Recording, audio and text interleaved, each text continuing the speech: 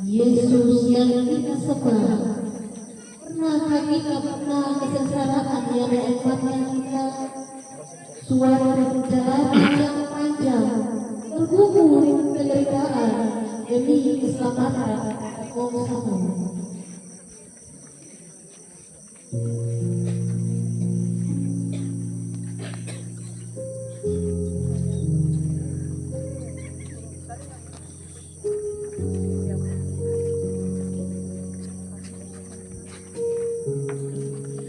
Ia mengajak murid-muridnya untuk pergi ke taman Getsemani untuk menemui kesengsaraan yang ia harus jalani.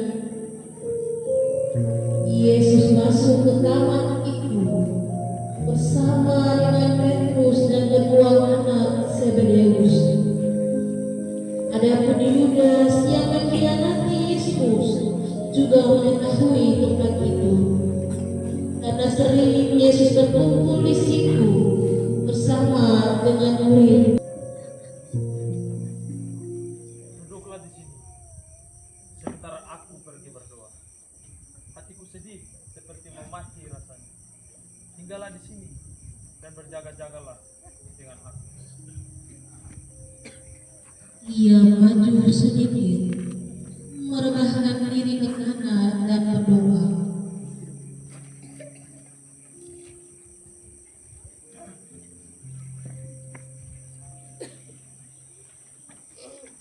Ya Bapa, jikalau mungkin cawan ini lalu daripadaku, tapi janganlah seperti yang ku kehendaki, melainkan seperti yang kau kehendaki. Setelah itu, ia kembali kepada murid-muridnya, dan didapatinya mereka sedang tidur. Lalu ia berkata kepada Petrus, Petrus, sedang tidurkah engkau? Tidak sanggupkah engkau berjaga-jaga 1 jam dengan aku? Berjaga-jagalah dan berdoalah, supaya kamu jangan jatuh ke dalam pencobaan. Roh memang penurut, tetapi daging lemah. setelah itu ia pergi untuk kedua kalinya untuk berdoa.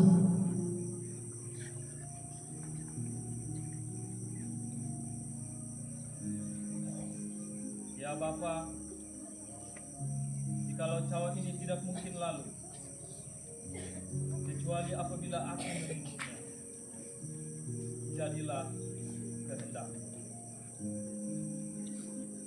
Setelah itu ia kembali kepada murid-muridnya, dan didapatinya mereka sedang tertidur, sebab mata mereka sudah terlalu berat. Ia membiarkan mereka di situ dan tetap melanjutkan perkumpulannya.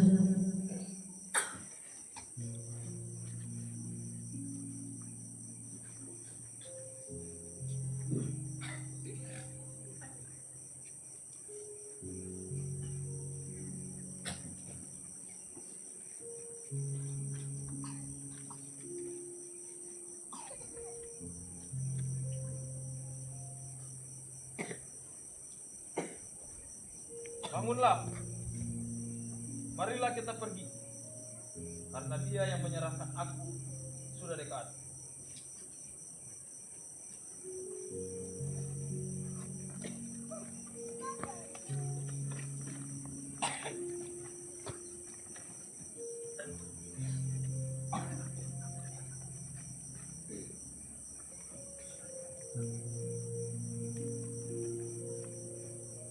Waktu Yesus masih berbicara dengan murid-muridnya, datanglah segerombolan orang, sedang muridnya yang bernama Yudas, seorang dari ke-12 murid itu, berjalan di depan mereka.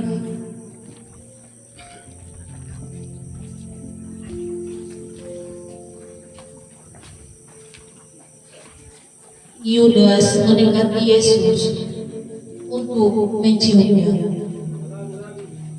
Hai Yudas, kau menyalahkan anak manusia dengan ciuman. Tidak usah lagi banyak bicara. Sini dan ikutlah kami. Bawa kalian dengan guru kami. Masukkan pedang itu ke dalam sarungnya. Barang siapa menggunakan pedang akan binasa oleh pedang. Mereka tidak menghiraukan apa yang dikatakan Yesus, karena hati mereka sudah diracuni kebencian dan dendam, sehingga dengan kasar mereka menangkap Yesus. Ketika melihat hal itu, para murid berlari menyelamatkan diri sebagai bukti bahwa mereka tidak sanggup mengambil resiko bersama Yesus.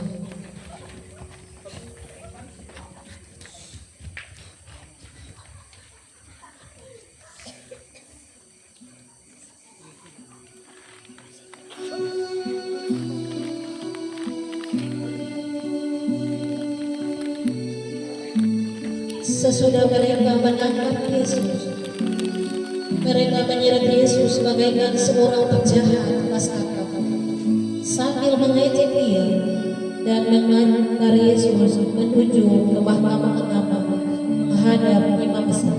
Ayo jalan! Jangan jalan!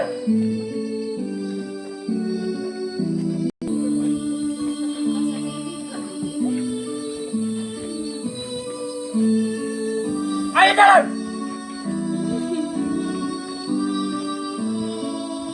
Ayo maju! Tuan Besar, inilah orangnya. Kami telah tangkap. Apa kesalahan orang ini? Apakah betul dia orangnya? Orang yang hendak kalian tangkap? Kami telah mendengar orang ini berkata, aku akan merubuhkan bait suci dan akan mendirikannya dalam 3 hari. Hei, apa betul yang dikatakan orang ini terhadap engkau?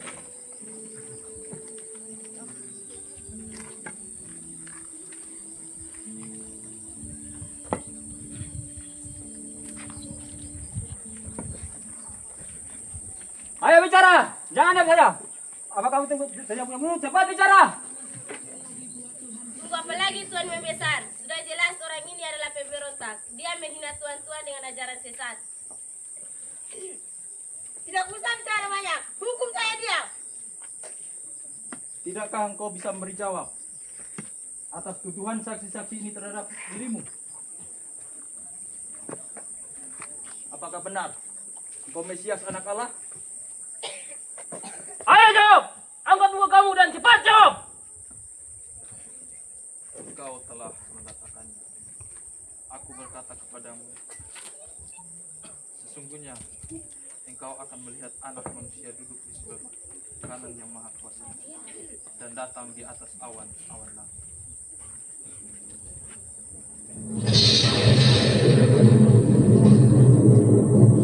Mendengar jawaban Yesus, imam besar menggoyangkan pakaiannya karena ia marah.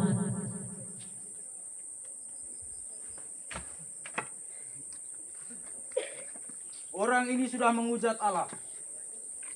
Untuk apa kita perlu saksi lagi? Rakyat, bagaimana pendapat kalian semua? Dia harus dihukum mati. Hajar dia, pukul dia, siksa dia. Orang ini pantas mendapat hukuman mati.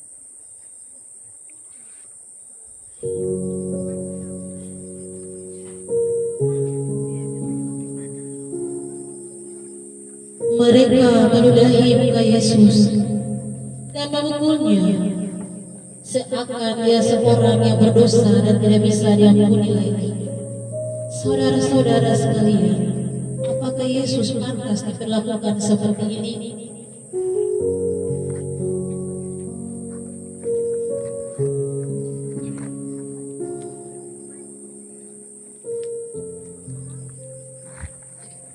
Coba katakan pada kami, hai Mesias, siapakah yang memukul engkau? Sementara Yesus disiksa dan diolok-olok, para muridnya hanya melihat dari jauh sambil bersembunyi. Tetapi Petrus memberanikan diri untuk mendekat dan menyaksikan siksaan yang Yesus alami pada saat itu. Ada orang yang mengenal Petrus sebagai salah satu murid Tuhan Yesus. Hei, engkau salah satu yang bersama-sama dengan orang ini bukan? Siapa bilang? Aku tidak tahu maksudmu. Kami tidak mengenal orang ini. Kamu juga kan? Kamu biasa bersama-sama dengan orang Nazaret ini kan? Aku tidak kenal orang ini. Sungguh aku tidak kenal dia. Tidak, pasti kamu juga salah satu dari mereka. Itu nyata dari bahasamu. Kami pernah melihat engkau bersama-sama dengan dia. Siapa bilang? Sungguh mati. Aku tidak mengenal orang ini. Aku tidak tahu siapa dia. Dan aku tidak pernah bersama-sama dengan dia.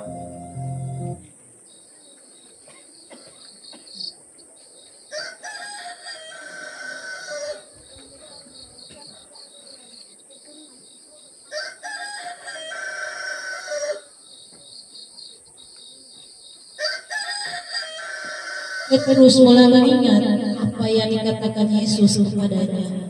Sebelum ayam berkokok 3 kali, engkau telah menyangkal aku 3 kali.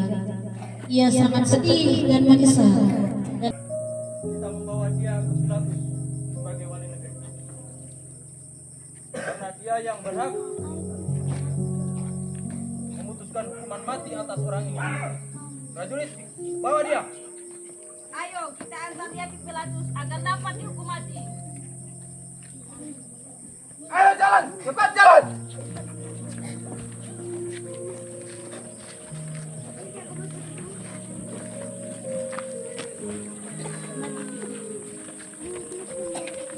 Ayo jalan, cepat jalan.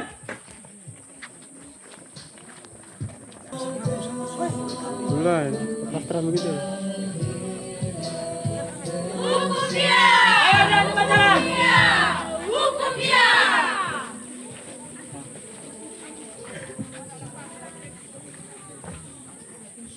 Tuan Pilatus yang mulia, orang ini telah mengatakan bahwa ia adalah raja orang Yahudi. Ia telah menghina Tuhan. Adili dia dan hukumlah dia. Engkaukah raja orang Yahudi?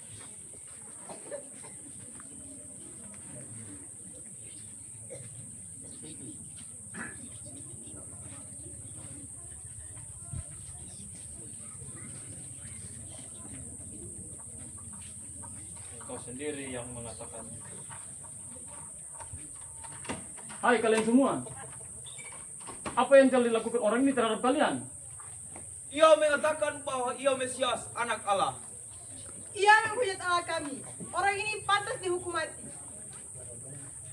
Coba kamu bicara.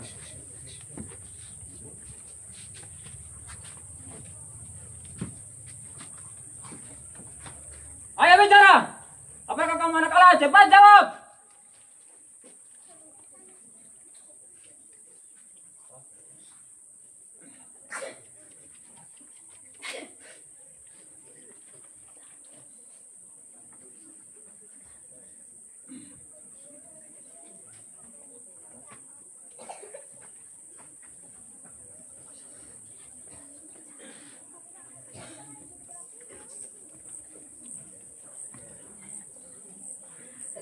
Kalian telah membawa orang ini ke hadapanku sebagai orang yang telah menghasut rakyat. Dan kalian lihat sendiri, aku telah memeriksanya dan tidak menemukan kesalahan terhadapnya. Tidak, dia penghasut rakyat. Dia pemberontak. Betul, salibkan dia, salibkan dia. Tidak, aku akan menghajar dan melepaskannya. Prajurit, lucuti jubahnya dan cambuk dia. Ayo sini!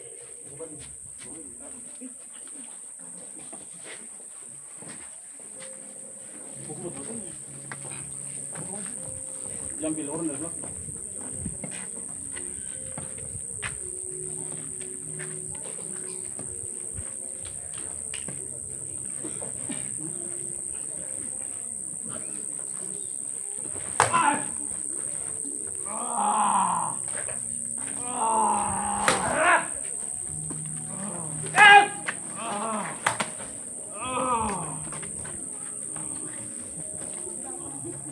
para prajurit melakukan siksaan kepada Yesus. Yesus berteriak menahan sakit. Sementara itu, Pilatus semakin bingung untuk memberikan keputusan kepada Yesus. Untuk bercambuk kepada Yesus, semakin mengeluarkan darah sebagai lambang penyucian dosa. bersama. Salibkanlah dia! Salibkanlah dia!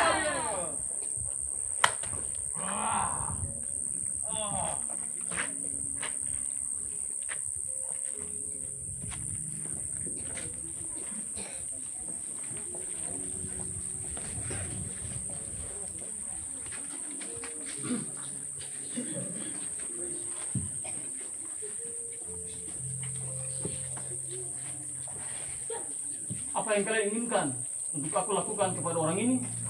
Salibkanlah dia! Bebaskan Barabas! Prajurit, bawa Barabas kembali.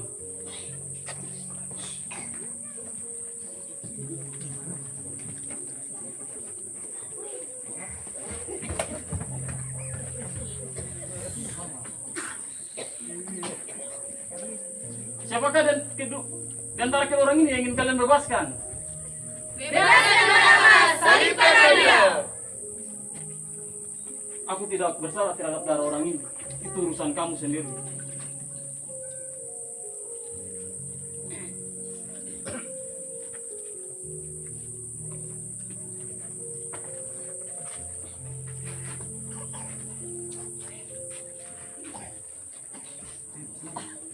Aku bebas! Aku bebas! Pilatus membebaskan Barabas bagi mereka dan Yesus diserahkan untuk disalibkan.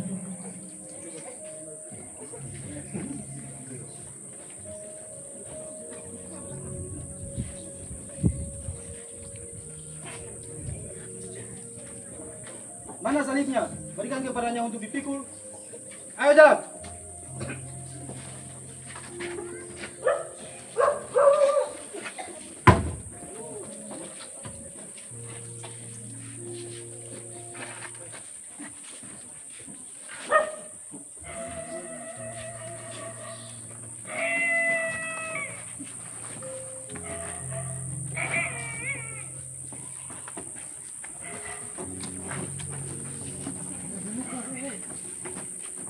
Salibkanlah dia! Salibkanlah dia! Pegang itu dulu.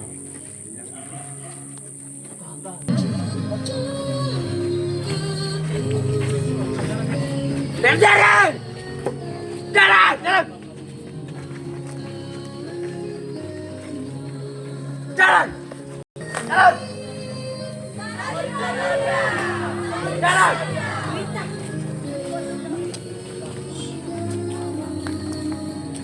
Angkat. Salibkanlah dia! Salibkanlah dia! Angkat apa Tad?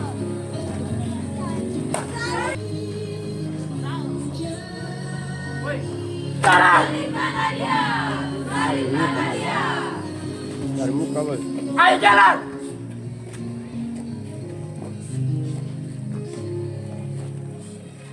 Salibkanlah dia! Salibkanlah dia!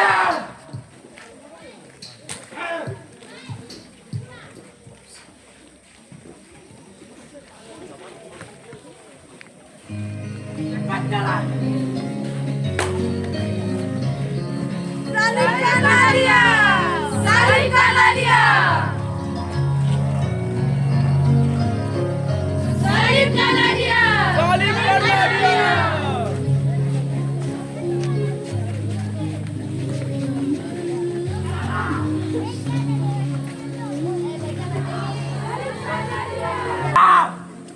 Jalan!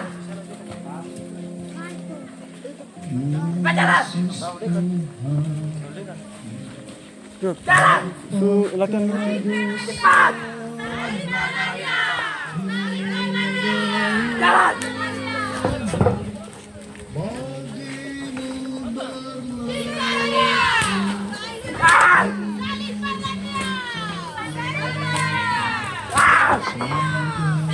Saudara-saudara, Yesus terjatuh dan semakin lemah karena beban salib yang ia pikul semakin terasa berat di pundaknya. Salib sebagai lambang dosa kita. Yesus tak mampu lagi melangkah dengan beban salib di pundaknya. Ada seorang dari Kirene yang bernama Simon bersedia memikul sakit Yesus. Hei, siapa namamu? Simon. Dari mana, Son? Saya dari Kirene. Ayo, ke sini. Pikul salib orang yang berguna ini. Cepat. Baik, Tuhan. Terima kasih, saudara. Hei! Dasar tidak berguna. Cepat minggir. Beri salipan untuk orang ini dipikul. Cepat, pikul. Ayo!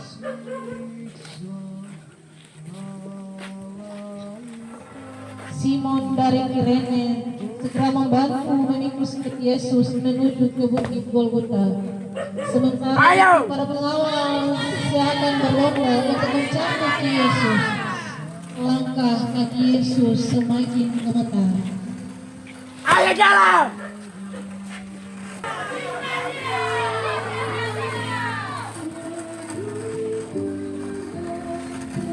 Ayo jalan!